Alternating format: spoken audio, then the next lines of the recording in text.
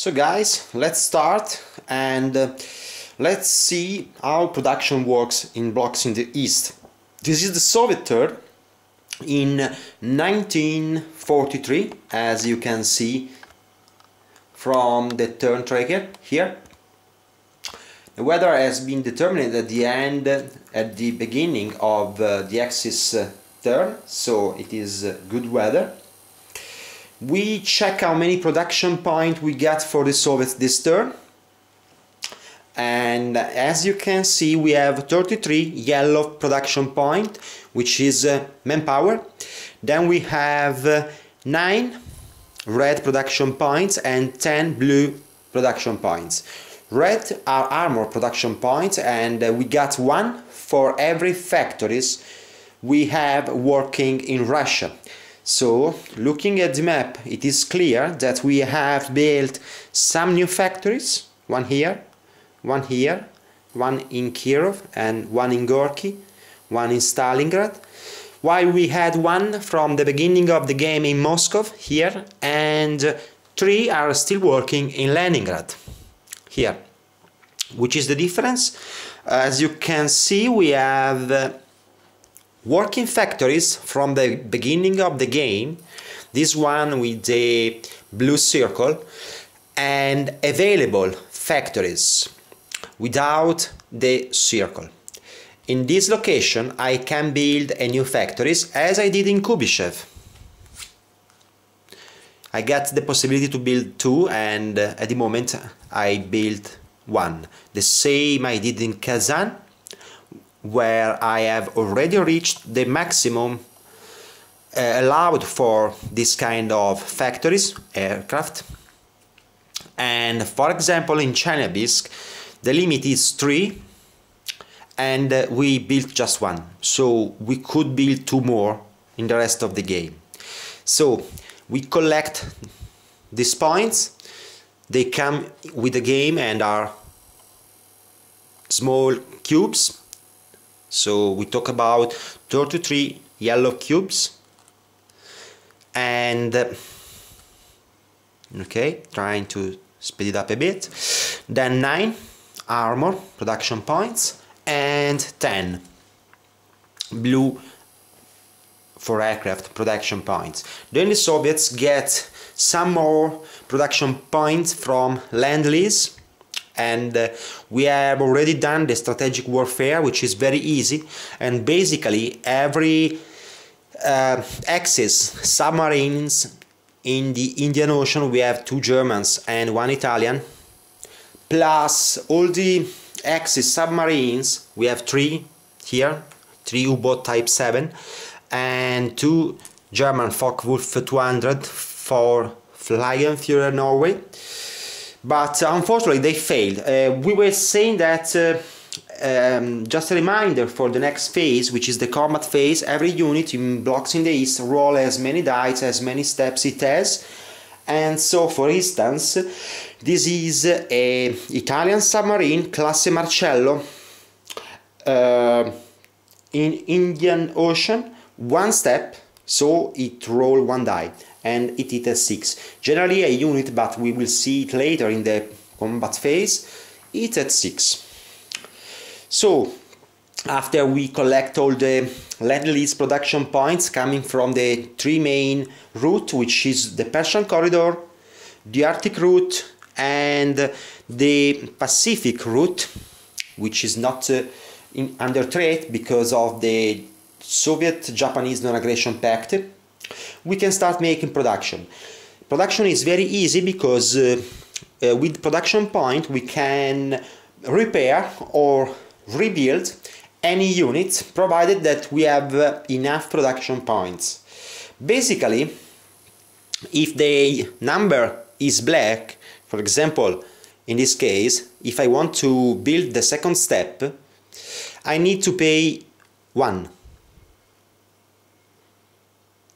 Okay, if I want to build the other step, I have to add 1, and I can also build it at full strength. Okay, then I can also build a new counter for example, an infantry, and we pay for it, as the number is black, it costs 1 production point, and we put it in Stavropol. Why? Because Stavropol is a major city. You see it has an orange circle. We can't put it, so let's say we build another infantry corps. We can't put it in Engels, because Engels is just a city. But we can put it in Saratov. Okay? And we pay 1 for it.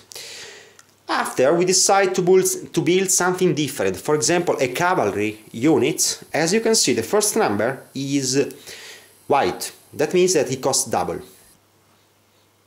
And I put it, for example, in Kazan. If I want, I can also build one more cavalry step. But as the next number, the 2, is black, it costs only 1. And what about if a number is red? Let's take an example. Here it comes, an artillery. The first step, 0, is red. That means it costs 3 points.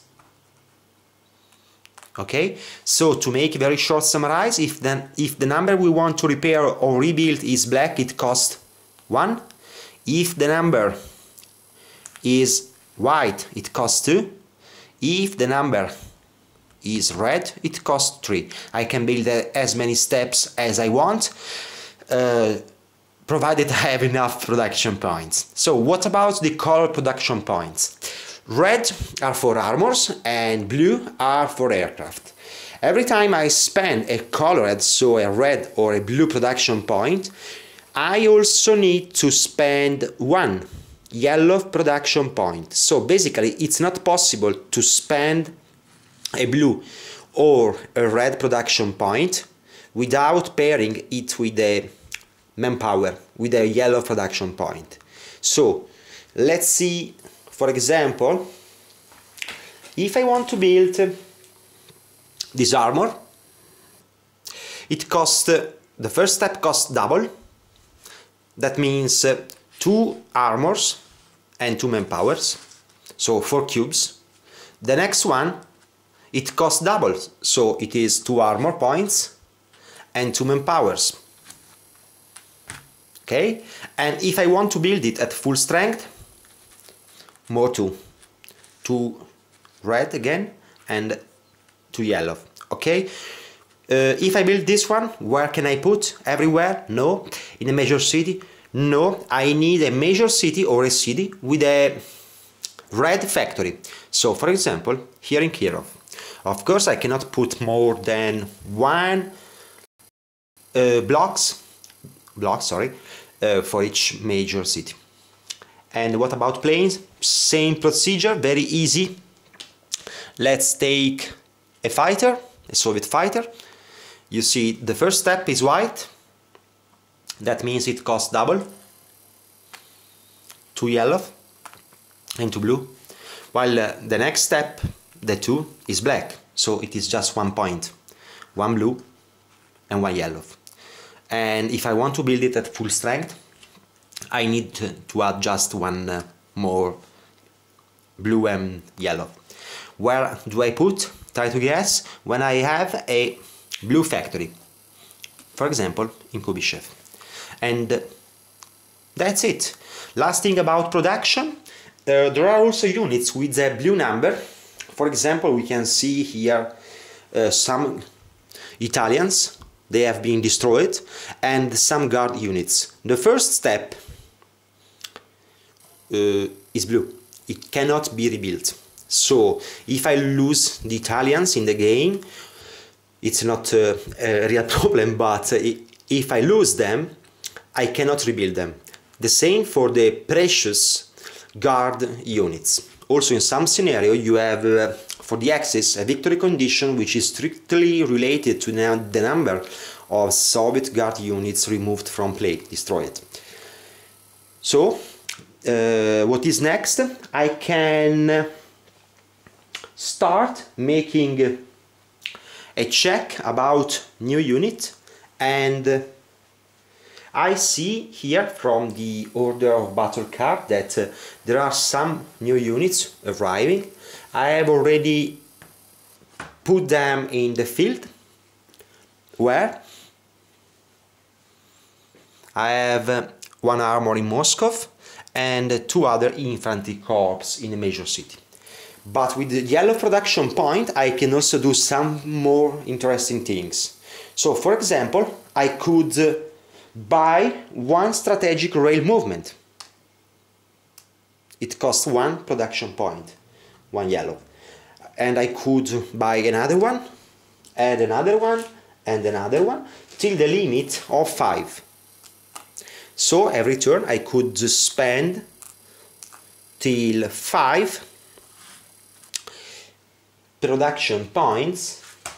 Cannot find the last train, the last red train, okay.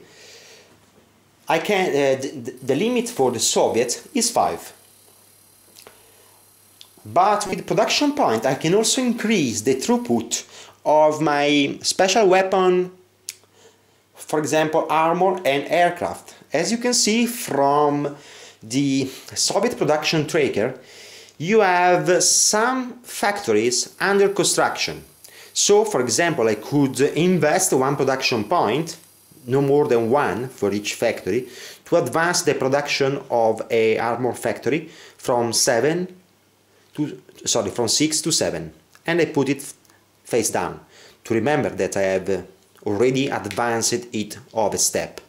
Then I can spend 1 more to advance the blue factory from 8 to 9, and yes, I will spend 1 more to advance, for example, this one, and I put it down, okay. When a factory reaches the last box, it will come on the map board and it will start to produce cubes, red or blue, depending on the type of the factory. So what can I also do for production? Headquarters. Headquarters are a very special feature of Blocks in the East, because we will see in the movement phase, while I can move infantry class units without fuel, I need fuel to move and fight at full efficiency with armor and aircraft. That means that if armor and aircraft do not need oil, they can just move at half efficiency and cannot fight. To make a armor and aircraft work at full efficiency, I need to activate, we will see it in the movement phase, headquarter. Every step of an headquarter costs a number of production points, always based on the color code. So if the step I want to build, as in this case, is black, it costs 1. But for every production point, manpower, I spend, I need also to add a oil drum. So for example, if I want to put this headquarter at full strength, I need to add 1 yellow production point with 1 more oil drum and 1 more to get it at full strength. Okay, all the headquarters work in this way. We have basically 2 types of headquarters. We have tank armor headquarters, which are red, like tanks, pups, and we have air headquarters, which are blue. We also have Supreme Leader, which is Stalin in this case, and the Soviets also have the commander of the Soviet Navy, which is used for amphibious landings. And I guess that's it. After, the next phase after production is a strategic rail movement. So